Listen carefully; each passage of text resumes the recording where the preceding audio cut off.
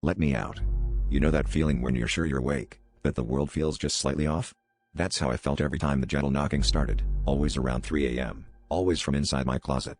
My roommate, Jamie, would roll her eyes when I brought it up, swearing she'd never heard a thing. She even joked that maybe I was dreaming with my eyes open. But last night, something changed, and now I can't shake the feeling that I brought whatever was in that closet out with me. The night started like any other. Jamie and I were cramming for finals in our cramped dorm, the fluorescent lights flickering overhead. She fell asleep first, sprawled across her bed, headphones still in. I tried to focus on my notes, but as the clock crept towards 3, that familiar knocking returned, soft, deliberate, like someone tapping Morse code from the other side of the thin plywood. I held my breath, waiting for Jamie to stir, desperate for her to finally acknowledge what I'd been hearing for weeks. But this time, the knocking didn't come from my closet. It started on Jamie's side of the room, behind her wardrobe. I watched in horror as her eyes snapped open, wide and terrified, darting to the source.